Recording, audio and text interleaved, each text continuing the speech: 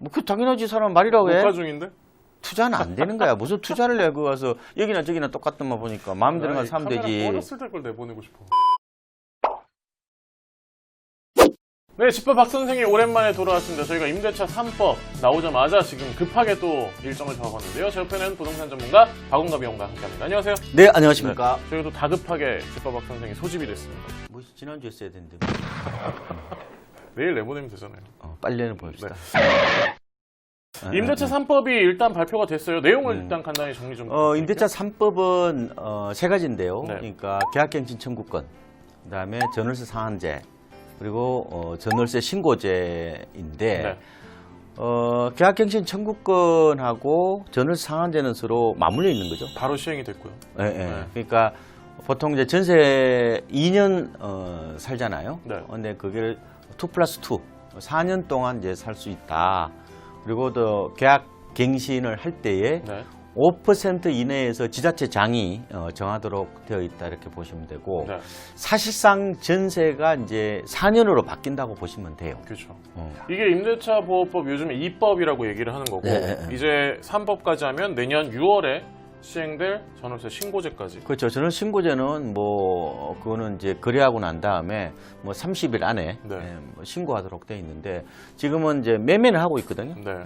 지금 전월세는 안 하고 있으니까 의무가 아니니까 종전에 좀 확정일자를 가지고 했죠. 네. 근데 이제 내년 6월 되면은 전월 신고를 하게 되면은 뭐 중개업자가 할 수도 있고 본인 할 수도 있겠죠. 네. 근데 그러면은 굳이 이제 우리가 주민센터에 가서 확정일자 신고를 하지 않았대요. 근데 사실 이 갱신제 관련된 네. 것 때문에 시장에 좀 혼란스러운 상황이 펼쳐지고 있습니다. 음. 집주인과 직계 존비속의 실거주를 하면 재계약 청구를 거부할 수 있다고 얘기를 했는데 네, 네. 그러면 남편이나 부인이 혼자서 전입신고에도 인정을 해주는 거예요? 그건 안 된다고 했어요. 내가 산다고 그랬을 때 누가 해당이 되느냐. 당연히 이제 소유자는 되겠죠. 그렇죠. 그다음에 직계 존비속. 그러면은 조부모, 그다음에 뭐 바로 자식들, 뭐 손자까지, 손자 손녀까지도 해당이 된다는 건데 네. 만약에 그 집이요 남편 단독명의라면은 장인으로. 장인 장모님은 들어와서 산다고 했을 때 그 네. 직계 존비속에 못 들어간다 이렇게 지금 얘기들이 나오고 있고요. 그리고 당연히 이제 배우자도 안 되는 거죠. 네. 근데 이제 그 예외가 배우자 공동명의면 어떻게 되느냐. 네. 그러면은 아내 쪽에 일부 지분이 있잖아요. 그렇죠. 그러면은 그 장인 장모, 그러니까 배우자의 부모가 직계 존비속에 들어가서 거주할 수 있는 권리가 있다 이렇게 얘기를 하고 있습니다. 그러니까 결국 명의자가 예. 누군지가 중요한 거죠. 그렇죠. 근데 공동명의는 뭐 장인 장모까지 다 된다. 남편 입장에서 보면은 네. 단독명의는 배우자하고 이제 장인 장모가 해당되지 않는다. 이거는 이제 이장전입 이런 걸 좀 감안해서 배제를 한 것이 아니냐 이렇게 분석을 하고 있습니다. 만약에 이 제도를 활용할 임대인 입장에서 그러면 자기 집을 공동명의하는 게 일단 유리하네요. 그렇죠. 공동명의가 요새 유행이잖아요. 네. 뭐 취득세 이런 데는 뭐 크게 뭐 달라지는 건 없어요. 재산세 달라지는 거 없고 다만 이제 종부세하고 네. 그죠? 뭐 양도세 이런 부분에서 약간은 혜택이 있으니까 이왕이면은 부부 공동명의를 해도 될 것 같고. 네. 지금 부부 공동명의세요? 네, 부부 공동명의를 해야지 당연히 그거는 집안에서 불안을 누가 방지하기. 권력이 세느냐에 따라 가지고 이제 달라질 수 있는 거지. 원래 이름 안 들어갈 네. 뻔했다면서요? 큰일 날 뻔했지. 그러면 지금 요약을 하면은 결국 부인이 혼자서 전입신고해서 거기 살겠다는 건 안 되는 거죠. 그렇죠, 안 되는 거라고 보면 돼요. 네. 그럼 집주인이 사실 실거주하겠다고 하면서 세입자랑 계약을 갱신하지 않았어요. 근데 그러면 집주인 본인이나 직계 존비속 2년간은 의무적으로 거주를 해야 돼요? 그렇죠. 새는 놓을 수 없다는 거죠. 그럼 아무튼 내가 그러면 이거 지금 다른 사람 살아야고 소송을 건다 해요. 그럼 손해배상액은 어느 정도예요? 원래 이제 그 계약을 할 때 네. 그 합의한 금액이 있을 거 아니에요. 손해배상 예정액. 그것도 다 합의가 돼 있어요? 됐다면 그걸 원칙으로 하는 거고. 그렇죠. 그게 없다. 뭐 약정한 금액이 없다 그러면은 계약갱신 거절 당시에 3개월치 월세, 3개월치 월세 또 새로 임차인을 들였잖아요. 네. 그러면 올려받은 월세 차액의 2년치 종전 월세하고 새 월세하고 차이에 50만 원을 만약에 월세를 올렸다 그러면 1,200만 원인 거네요. 그렇지. 네. 그러니까 2년치니까 그죠? 네. 그 다음에 이제 실제로 이제 손해를 입은 금액이라고 보시면 돼. 이 중에서 세 가지 중에서 많은 거. 제일 큰 거. 그러면 사실 계약갱신 청구권을 행사한 임차인은 무조건 2년을 살아야 돼요? 뭐 중간에 나갈 수도 있잖아요. 그럴 때는 부동산 중개수수료 이런 건 누가 내요? 이게 그 묵시적 그 갱신이라고 네네네. 아시죠? 네, 그냥 서로 얘기 안 하면 그냥 계약이 연장되는 거. 연장되는 네. 그거하고 거의 권리 관계가 비슷하다고 보면 돼요. 그러니까 계약은 맺겠죠. 네. 당연히 5% 이내에서 세입자가 계약을 맺을 거예요. 네. 그리고 그거를 신고를 해야 자기 보증금이 보호가 될 거 아니에요. 맞아요. 이른바 대항력이 이제 있게 되는데, 네. 근데 만약에 이제 내가 나갈 거야라고 하면은 원래 재계약을 하면 2년을 채워줘야 되죠. 맞아요. 근데 이거는 그렇지 않아요. 그러니까 만약에 내가 나가겠다 하면은 집주인하고 통보를 하잖아요. 그냥 집주인은 3개월 이내에 맞아요. 3개월 안에 그 보증금을 내줘야 돼. 이게 묵시적 갱신하고 똑같은 네, 거죠. 지금 제가 그렇게 살고 있거든요. 예. 그래서 집주인은 사실상적 옵션이 없는 거고 세입자는 이제 옵션이 있다고 보면 되는 거죠. 세입자가 굉장히 유리한 거네요. 그 집주인이 일부 이런 불만을 제기해요. 그렇죠. 계약을 하면 보통 중간에 나가는 건데 그러면 중개 수수료가 보통 관행적으로 네. 세입자가 물고 그렇죠. 나가잖아요. 원래는 그렇죠. 근데 이거는 계약갱신 청구 같은 경우는 그렇지는 똑같이 계약을 하는데 네. 아까 묵시적 갱신 같은 그런 효과가 있다고 그랬잖아요. 네. 그래서 이거 중개 수수료는 이거는 집주인이 집주인이요? 내는 거로. 그럼 기존에 있었던 네. 묵시적 갱신보다는 좀 더 유리한 거네, 임차인한테. 그렇죠. 부동산 수수료도 자기가 안 내도 되니까. 그렇죠. 일단은 그렇게 봐야 될 것 같습니다. 이게 네. 임대차 보호법 자체가 세입자한테 이제 유리하도록 그렇게 만들어진 법이라고 보시면 네. 될 테니까요. 그러면 네. 사실 재계약할 때 기존에 전세로 살았는데 월세로 바꿀 수 있어요? 일방적으로 못 바꿔요. 못 바꿔요. 네. 동의를 서로 해야 되는 거예요. 네. 그러니까 지금 이게 전 임대차와 뭐 동일한 조건으로 재계약되는 거로 봐야 되거든요. 네. 다만 금액만 바뀔 수 있는 5%로? 거죠. 물론 이제 그 합의하에 가능은 합니다. 더 올릴 수 있다고요. 근데 그걸 누가 합의하겠어요? 세입자 입장에서는 그 집주인이 요구하는 거에 내가 오케이를 할 리가 없죠. 돈을 더 내야 될 텐데. 그러니까 아무래도 이제 판단을 할 거예요. 네. 그러니까 지금 전세에서 이제 월세로 바꾸면은 세입자 입장에서는 이제 선택할 수 있는 기회가 있는 거예요. 어떻게 보면은. 네. 지금 이제 그 전월세 전환율이라고 들어보셨죠? 네네. 전세에서 월세로 바꿀 때의 어떤 뭐 1억당 얼마 쳐주는 거 뭐 이런 거죠. 적용 어떤 그런 이율이라고 보면 되는데 네. 이게 현재 법정 4%예요. 맞아요. 그런데 뭐 실제로 4% 적용되는 곳은 서울 정도고 네. 지금 그 통계청의 자료를 보니까 6월 기준으로 전국 그 전월세 전환율이 서울이 5.04%고 경기가 5.09%고 네.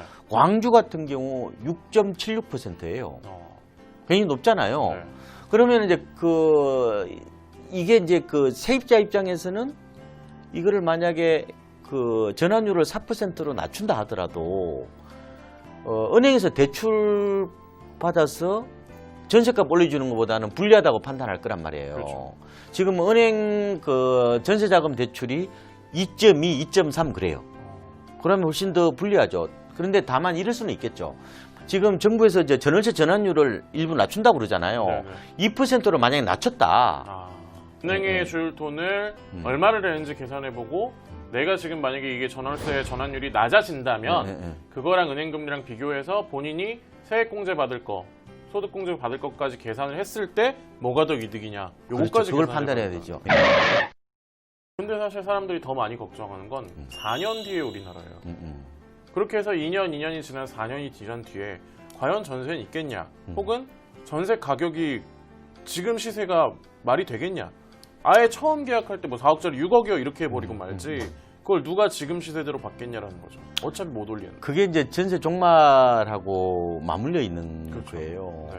근데 저는 전세 소멸, 종말은 큰 흐름이라고 봐요. 왜냐하면은 그 전세가 존속하는 두 가지 조건, 고금리일 것, 보증금 받아 은행에다 맡기는 거, 맞아요. 그리고 집값이 계속해서 오를 것 네. 이런 부분이잖아요. 근데 이게 이제 깨질 가능성도 있는 거고. 일단 고금리가 될 리는 없고요. 앞으로는. 그렇죠. 이번에 그 임대차 3법으로 인해서 집주인 입장에서는 이왕이면은 전세보다는 월세 받는 게 더 낫다고 판단할 거예요. 집주인 입장에서는 세입자가 어쨌든 중개 수수료는 들긴 하지만 네. 뭐 차라리 나가주는 게 시세를 올릴 수 있는 어떤 기회라고 판단을 하겠죠. 그렇죠. 그래서 월세 계약을 많이 선호할 가능성이 있고 네.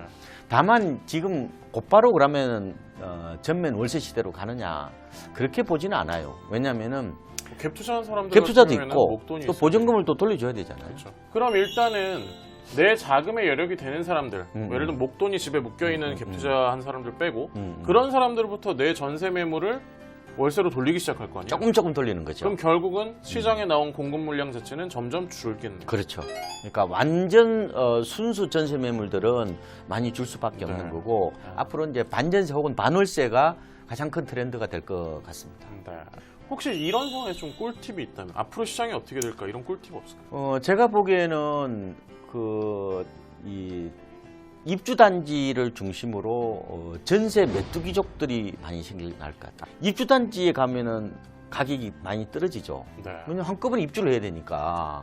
그러니까 이게 잔금을 치르기 위해서 어떻게든 간에 채워넣긴 해야 되니까. 전세를 좀 싸게 놓을 수밖에 없잖아요. 네. 이제 그 입주 단지만 노려서 이제 2년 살다가 신규 입주한 데서 여기 살다가 또 어. 다른 지역 신규 입주 또 2년 또 그렇지. 걸로 갔다가 그 전세 메뚜기족이라고 보면 되는데 입주 단지에는 한꺼번에 매물들이 나오기 때문에 전세 가격은 좀 쌀 가능성이 있다 이렇게 보고 이렇게 꿀팁은 되면 입주 단지를 노려라 해요. 그렇지. 아. 근데 이제 집주인이 또 괴롭잖아. 미안해요 집주인한테.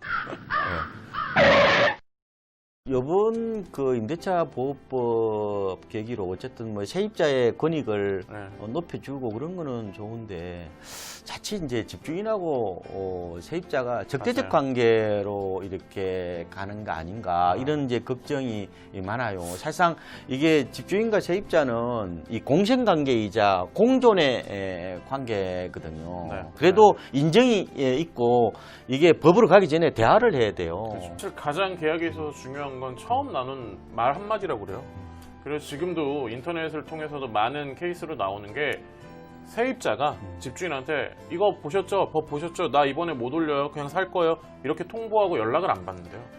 그런 식의 케이스들이 많이 있다고 그러는데 법이 바뀐 건 맞습니다만 그 법에 너무 매몰돼서 내가 기본적으로 해결하는 것도 안 하면 오히려 2년 뒤에는 또 부메랑처럼 되돌아올 수 있다는 것도 생각을 해보셨으면 좋겠고요. 조금 배려하는 뭐 그런 생각만 있다면은 그죠? 충분히 이 문제들을 좀 지혜롭게 해결할 수 있지 않을까 이런 생각을 해보고 있습니다. 네. 저희가 부동산 프로그램 만들 때 가장 힘든 게 이게 굉장히 상대적이라는 거죠. 부동산은 임대인이 있으면 임차인이 있고 임차인이 있으면 임대인이 있습니다. 그리고 저도 평생 임차인이 아닐 수 있고 누군가도 평생 임대인이 아닐 수 있기 때문에 임대인을 뭐 악으로 규정해서 임차인한테 유리해야 된다 이런 식으로 얘기하기도 애매하고요. 그래도 안 되는 거고 임차인이 무조건 약자라고 얘기하는 것도 또 맞지 않는 케이스들이 많이 보이고 있습니다. 저희가 부동산 얘기할 때 항상 그걸 유의해서 만들고 있는데요. 앞으로도 이 임대차 2법 그리고 3법까지 제정이 되면 조금 더 현실적으로 사람들에게 적용되는 법이 되길 바라면서 오늘 임대차 3법에 대한 얘기를 좀 마쳐보도록 하겠습니다. 저희는 다음 시간에 다른 주제를 갖고 다시 찾아뵙겠습니다. 감사합니다.